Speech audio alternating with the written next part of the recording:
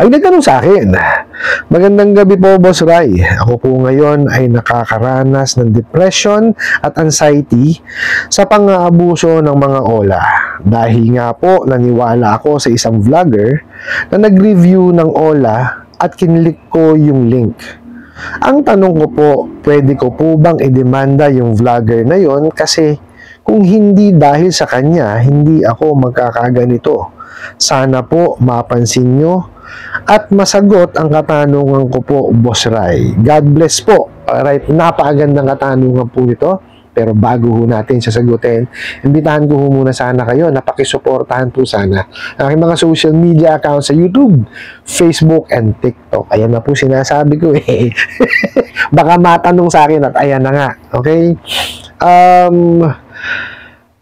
Ano yan eh, kasi kagaya ko, di po ba, naggawa ako ng video sa YouTube, sa Facebook, and sa TikTok. So, it's my own way of, sharing my knowledge, and experiences, dun sa hanap buhay ko, sa pagpapautang, at sa pagtatrabaho ko sa lending, tsaka sa financing. Now, meron syempre yung mga kapwa tayo mga Pilipino na gumagawa rin ho ng content. Now, what they're doing is reviewing, yung mga, sa kanila po is OLA. Okay? Actually, may napapanood naman po ako na mga ganyan, na nire-review nga nila, tapos, masakit kasi may link eh, For me, yun yung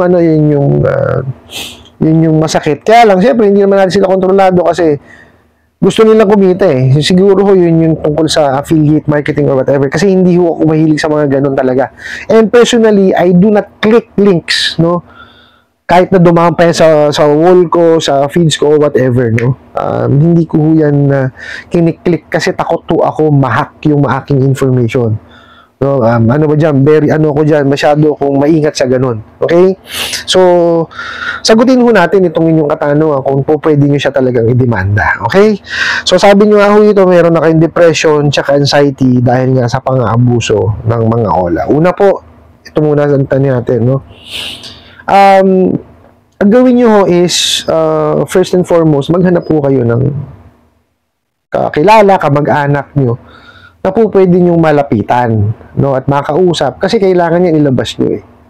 Para po hindi lang nasa sa loob nyo kasi pag sinarili nyo po yan, well, definitely talaga magti-trigger lagi yung anxiety at depression. And kung nararamdaman nyo na talaga, it's better po na magpatingin ho kayo sa doktor. Kasi yan, doktor lang mga professionals lang makakatulong sa atin dyan. At mas maigi kung talagang kailangan makapag-take na kayo ng gamot for that. At kung ano man po yung nakakapag-trigger sa inyo, iwasan nyo na lang. Okay? Tapos, sabi nyo nga po is,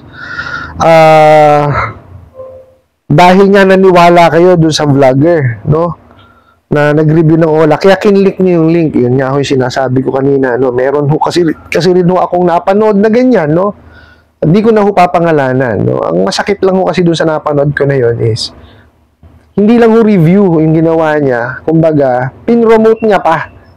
Yun masakit doon eh. Pin-promote niya yung OLA na legitimate daw po, tapos, hiniraman niya daw po, hindi naman daw po ng haras, marami siya sinabing magaganda doon. Tapos, meron ho siyang nilagay na link, doon sa kanyang description box. Okay? So, for me, sa akin, pinanood ko siya, kaya lang, nung makita ko yung link, alam niyo yung nalungkot. Kasi, syempre, ang dali nang i-access eh. Kahit sino, pwedeng pindutin yun eh. Tapos, ni-review tuloy, chinek ko ngayon yung sinabi niyang OLA. And unfortunately, revoke yung OLA. Revoke po yung OLA, and masakit doon, syempre, pag revoke ng OLA, wala na siya sa recorded online lending platforms. At ang pinakamasakit po doon is member ho siya ng CIC. So, ibig sabihin, nai-report po yung basic information sa CIC. And unfortunately, yun yung sinasabi ko nga dati na sana ma-review yun ng SEC and even the CIC na pagka nawala na siya dun sa sa recorded online lending platform and hindi na siya SEC registered, dapat mawala na rin siya doon. And tsaka dapat yan, may mga additional filters yan na kasi hindi naman kasalanan ng isang individual na ma-report siya kung ang dahilan ng hindi niya pagbabayad is inabuso siya. Di po ba? Kung talagang may dahilan para yung wari nawalan talaga ng pambayad ganito or may naging problema o talagang walang pambayad, okay lang yung ma-report siya eh. Di po ba? Kasi alam niya sa sarili niya na siya may kasalanan nun eh. Pero yung abusuhin ka, tas may lalagay yung basic, para sa akin hindi tama yun eh. Okay? Yun lang yung yung punto, ko dun sa no? Tapos, yun nga po, with regards naman dun sa tanong niyo kung po pwede siyang i-demanda, hindi ko kasi alam, kung sakop siya nung Consumer Act of the Philippines natin. Kasi, ang alam ko po sa Consumer Act of the Philippines, kung isang kumpanya, kagaya niya, Ola, nag-advertise siya ng sarili niyang advertisement at false, pasok siya doon. Sa Consumer Act of the Philippines. So, pwede niya ma-violate 'yon. Pero kung yan po is affiliate yung nauuso nga ngayon, na may commission, hindi ko alam kasi kung kasakop siya doon, Kasi syempre kung yung batas na yon, yung Consumer Act of the Philippines na yon, is hindi naman dated yung kasi may mga batas po tayo outdated na eh. Di po ba? So, hindi ko alam kung nasasakop siya nun. Baka mamaya kailangan i-amendahan yung batas na yon para masakop yung mga ganon. Hindi ko alam. So, ang makakasagot po niyan is abogado. Disclaimer po, hindi po ako abogado, maniningil po ako.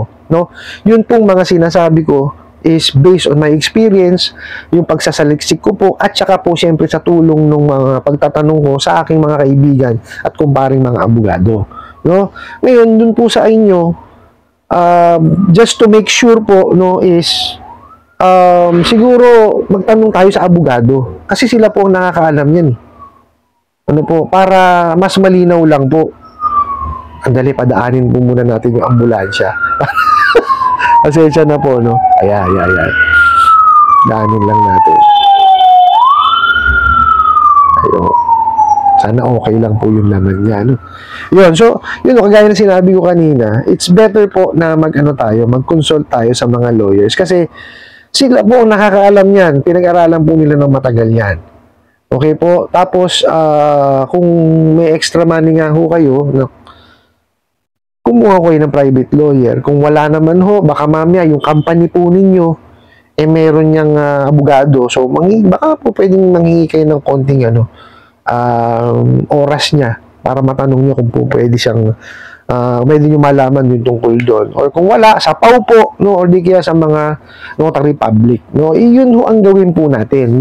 Yun ho ang una natin gawin, kumonsulta sa abogado.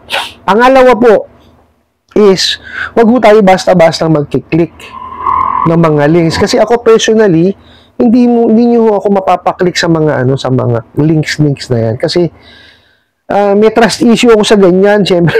Kasi yung nagagamit na ho yung mga links na yan sa mga kawalangyaan. Okay, sa panghahak. Okay? Kasi kagaya ko, mahilig ko akong gumamit ng e-wallet, sa mga pagbabayad ko ng ng mga bills, tsaka yung pagpapadala ko ng pera. So, kaya ingat na ingat ho ako diyan, Even sa pagka yung sa Blue App, may nakita ako sa wall ko na magandang product, hindi ko kiniklik yun mismo. Pupunta ho ako dun sa app ng ng Shopee o ng Lazada. Tsaka ko siya i-research. Pero yung sasabihin mo, kiklik ko siya dun, hindi ko siya i-kiklik. Takot to ako dyan sa mga links na yan. Okay? Tapos, yung pangatlo, gawin ho natin yung sarili nating due diligence. Naintindihan ko po na lahat tayo ay nangangailangan.